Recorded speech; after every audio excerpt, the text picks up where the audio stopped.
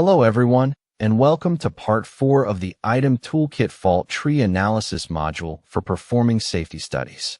In Part 1, we created a new project and a new FTA system where we constructed a small system with an undesired top event called explosion with a logic of an and gate, and we further developed this fault tree by breaking down to the component or function level and finally provided these events at the lowest level with failure models.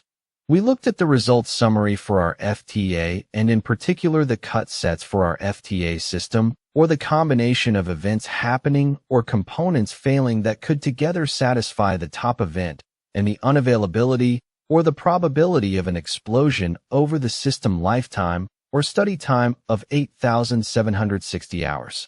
In Part 2, we looked at how we can link smaller FTA systems within our project to a master tree, produce tabular reports, as well as exporting the FTA diagrams to printer, PDF writer, as well as directly to a Microsoft Word document.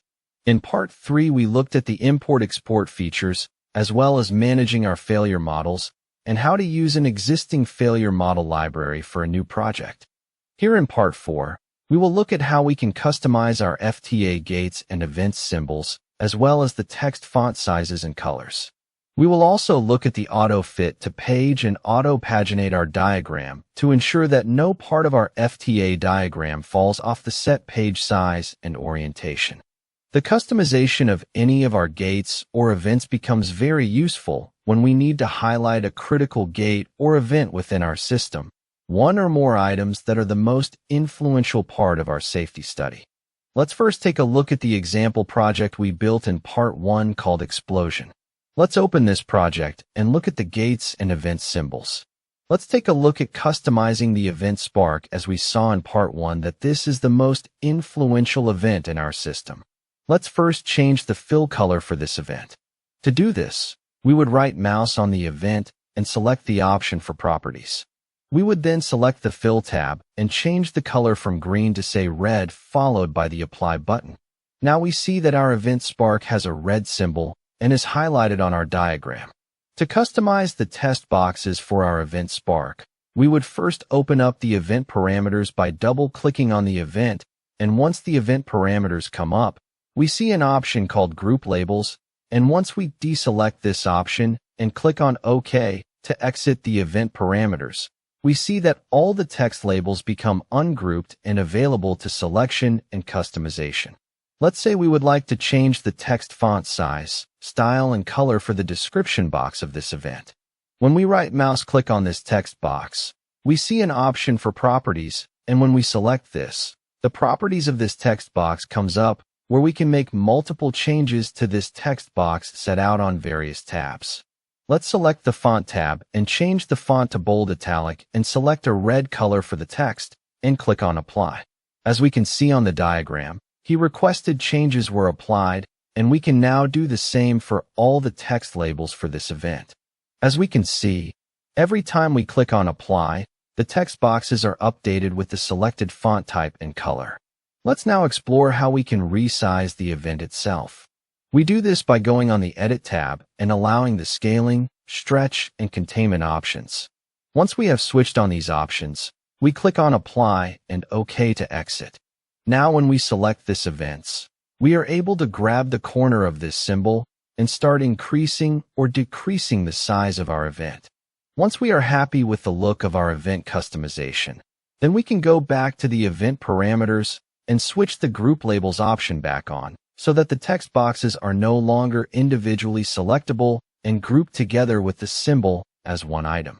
We can click on the Auto Arrange button to see if the desired changes are acceptable, and if not, go back and modify the properties further.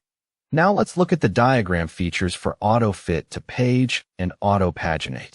In certain circumstances, we may need to make sure that certain parts of our FTA system or subsystem all fit to one page for the selected page size and orientation, and it may become necessary to rescale all gates and events on the diagram to make sure that they all fit to one page. We did look at doing this at the time of printing, where we have an auto-fit option during export to printer or PDF writer, as well as when exporting to Microsoft Word.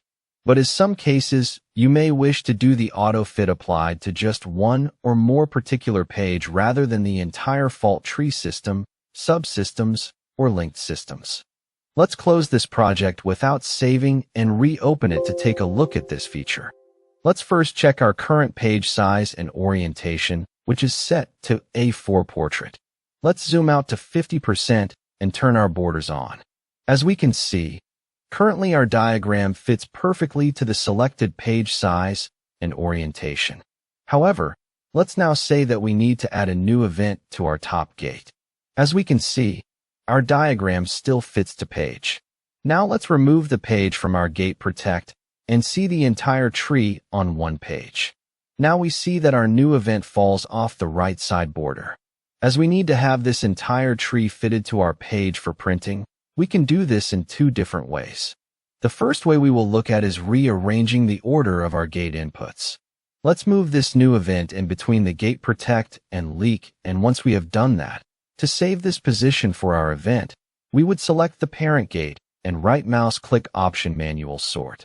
Now when we apply the Auto Arrange, we see that this new event is in the middle of our fault tree and the diagram fits to the selected page size and orientation. Let's now put this new event back to its original position and do this a different way. As we can see after selecting the Manual Sort option and the Auto Arrange, this new event once again falls off the right border.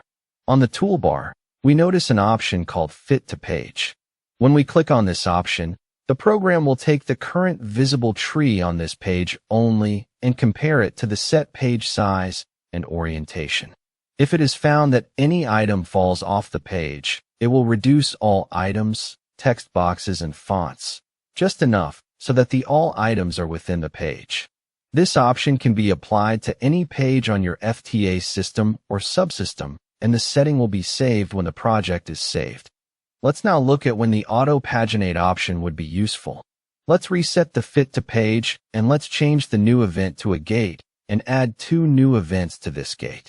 Now we can see that once again our new gate with two events is falling off the right side of the page. The Auto Paginate feature will take a look at the current tree and the page size and orientation, and if any part of the tree is found to be falling off the page, it will, only if possible, introduce a transfer gate for the gate that is falling off the page and transfer the contents of that gate to a subtree, which will be accessible via the Page Down button or the hierarchy. Please bear in mind that all of the options we covered in this Part 4 is applicable to any tree, subtree, or linked tree within your Item Toolkit fault tree systems. I hope this series on Item Toolkit fault tree analysis module has been helpful, and we would welcome your feedback and comments or request for further videos on the Item Toolkit FTA module. Simply contact us by sending an email to support@itemsoft.com, and I shall see you in the next series.